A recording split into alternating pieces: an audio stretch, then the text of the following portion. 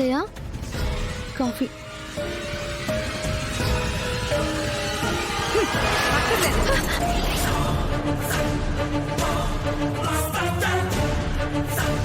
అత్తయ్య ఇంత విషయం ఉంటే ఇవ్వు. ఏమైందే? ఎందుకలా అరుస్తున్నావు? ఇది నా కొడుకు కోడల్ని అరెస్ట్ చేయించి నాకు వేడివేడిగా కాఫీ ఇస్తే నా కోపం చల్లారుతుంది అనుకుంటుందా? అమ్మా, రామ మీద కోపం కప్ మీద చూపిస్తే తగ్గిపోతుందా? పర్వాలేదు సార్, నేను క్లీన్ చేస్తాను.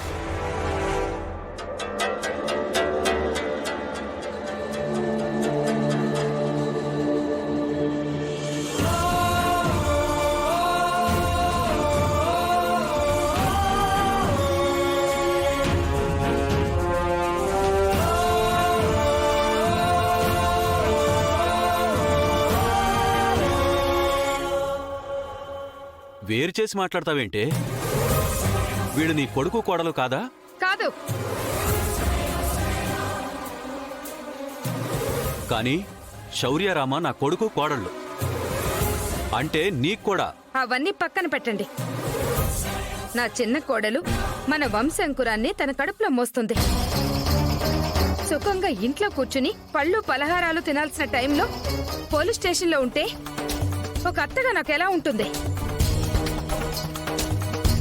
వీళ్ళ జీవితాలతో ఆడుకుంది కాబట్టే కర్మఫలాన్ని అనుభవిస్తుంది. నా కోడల్ని చెప్పిస్తే నేను ఊరుకోను. నా కోడలి పైన నువ్వు నోరు పారేసుకున్నా నేను ఊరుకోను. నాన్న, మీరెందుకు ఒకరినొకరు అనుకుంటున్నారు? అంటాను, 100 అంటాను.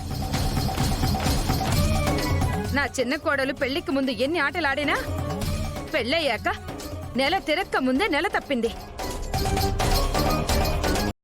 ఇది ఉంది ఎందుకో, పెళ్ళై సంవత్సరం కావస్తుంది, కడుపు లేదు, కాకరకాయ లేదు.